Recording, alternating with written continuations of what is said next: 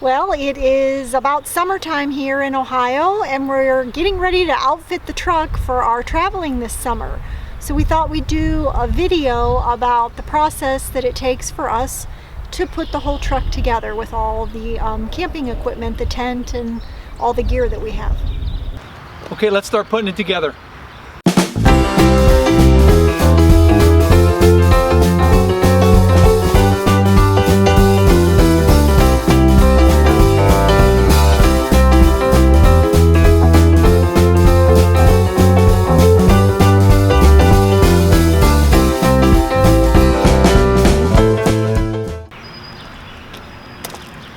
Okay, that's pretty close. I'm gonna put the bolts in it.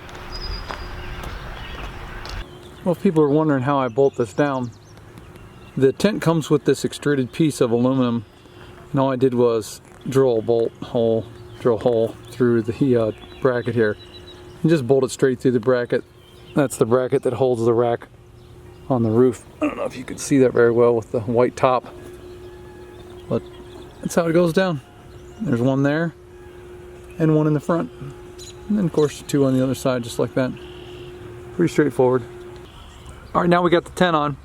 Next up is going to be the basket for the roof rack that holds our box and water cans and all that stuff.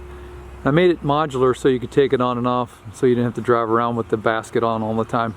Here's what it looks like off the roof. This is upside down laying in the grass. So I'm going to set up so you can see it go on.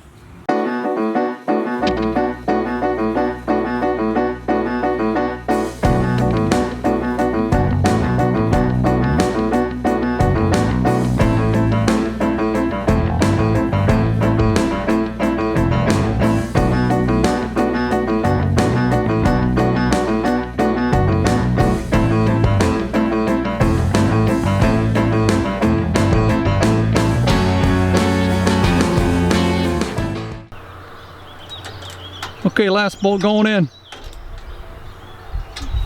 What do you think, Alec? Fantastic. All right, next up, we're going to do the canopy.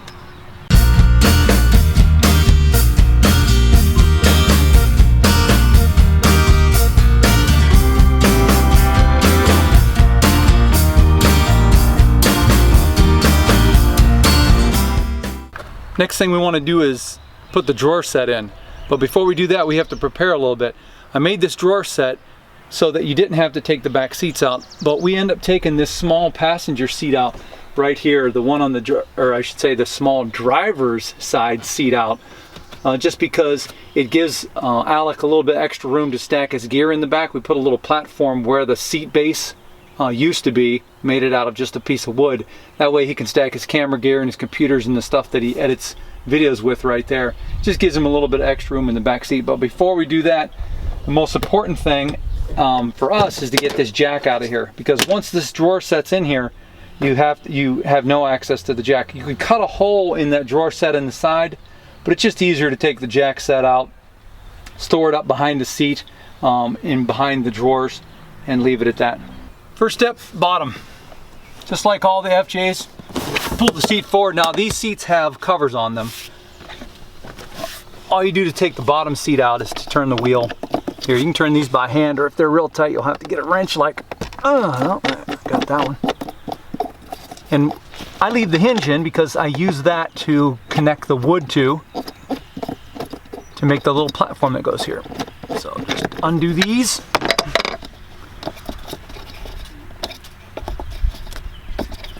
Not very easy with a band-aid.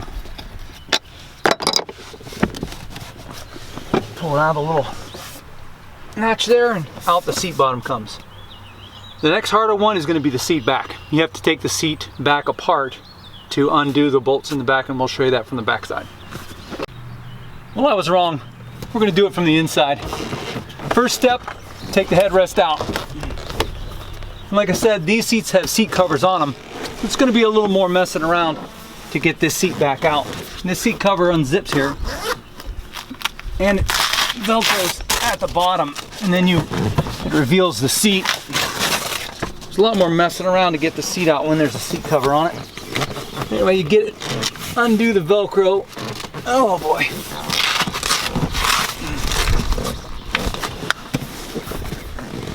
There we go. These are really tight fitting seat covers too. Undo the Velcro and you gotta work this seat cover up off here. There, that's what I want to see.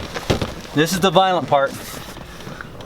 There's probably a special tool for this, but I just put my fingers underneath, pull up, and undo the bolt, undo the little clips on the backs of the seats. They just pop out. Sometimes you'll break one, but if you're gentle enough, they'll come off pretty easy.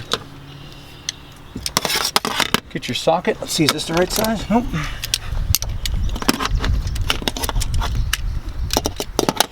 Now when I first did this the first time a couple years ago, I ended up taking that bolt out of the side there that bolts into the side of the truck, and that was a mistake because I didn't know what I was doing. I went online to try to find how to take these out, and surprisingly there's no videos or anything for it. Anyway, to make a long story short, take these two bolts out, and the seat back lifts up off. See, there's a little notch. Can you see this? See that little notch right there? Once you get the one out, it has to come off there, and then the whole seat back just comes out, just like that.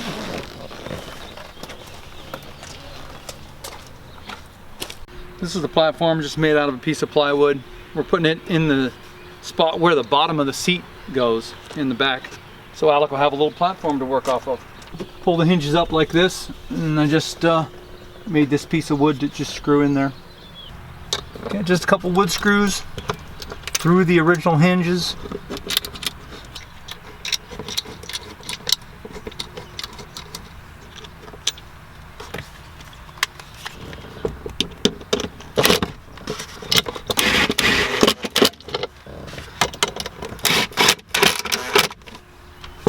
Let's see if we got it lined up. Yep, okay, there it is.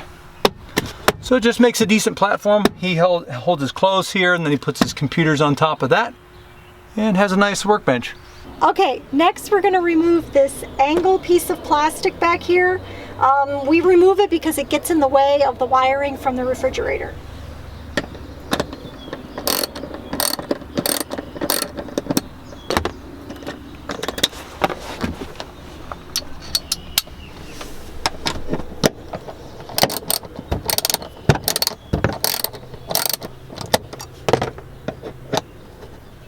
Okay, and then this just lifts off. There you go. Okay, one thing you have to be really careful about when you pull this plastic off, there are spacers in here, and as you can see, one of them actually fell off. So be careful that you don't lose the spacer for when you go to reinstall. All right, now we're just going to reinstall the tie downs here.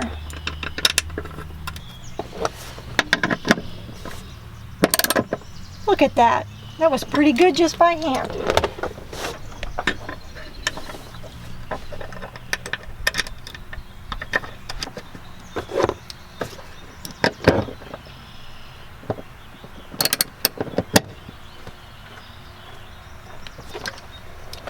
Now we just have to remove these tie downs.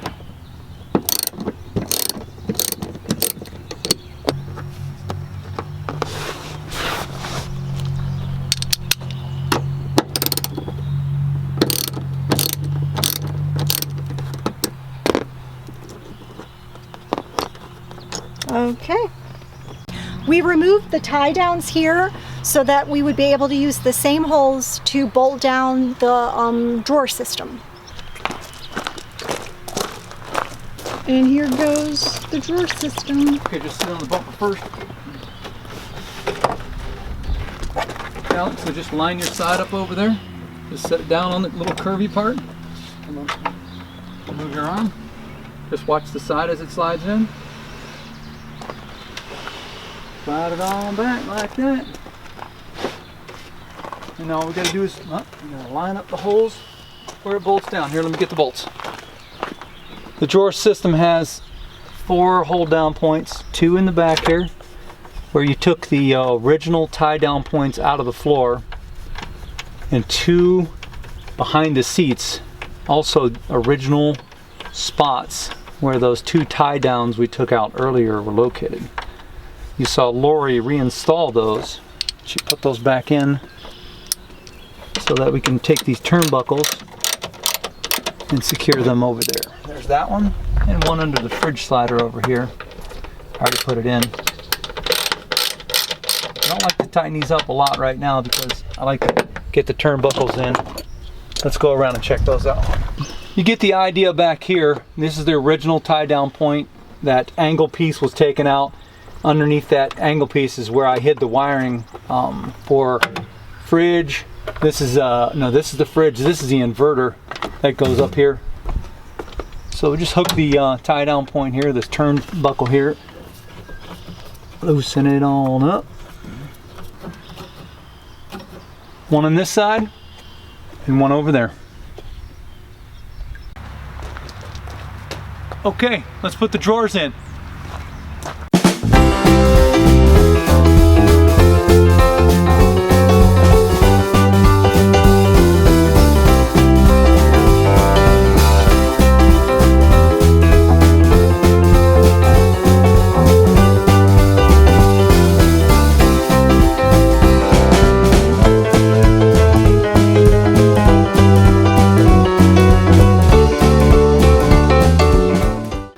When we were looking for water storage, we decided to go with these Scepter. These are 2-gallon, 10-liter or 2-gallon water cans. And the reason we went with these, there's tons of other ways you can do it. People put tubes on the roof with water in them that heats with the sun, and all those are great ways to go.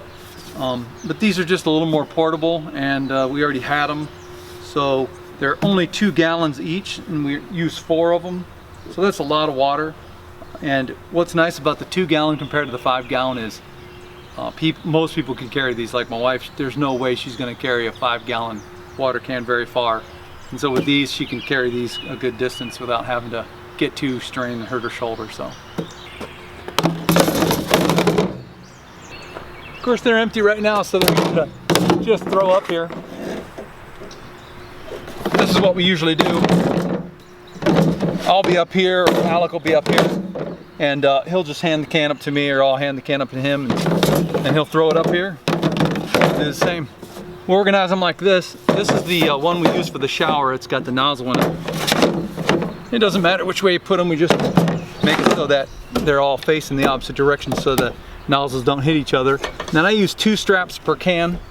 These rock straps are fantastic. I don't know if many people know about them or use them. We use these motorcycle camping. That's when we first started doing a lot of traveling, and camping was on our motorcycles. And these are great because you can just loop them around whatever you want on both ends.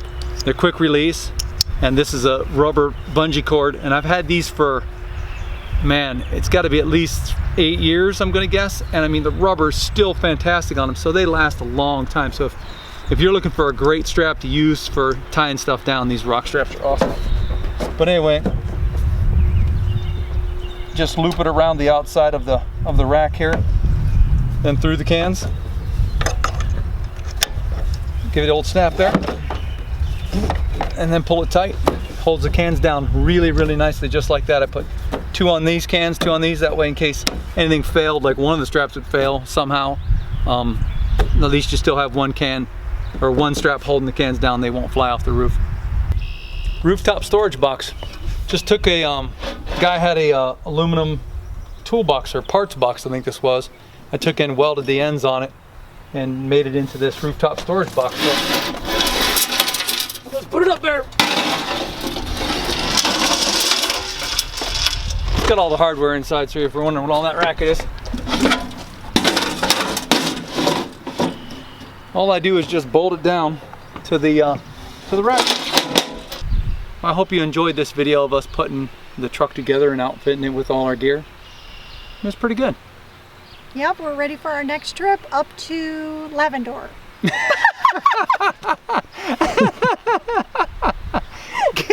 Labrador. Thank you.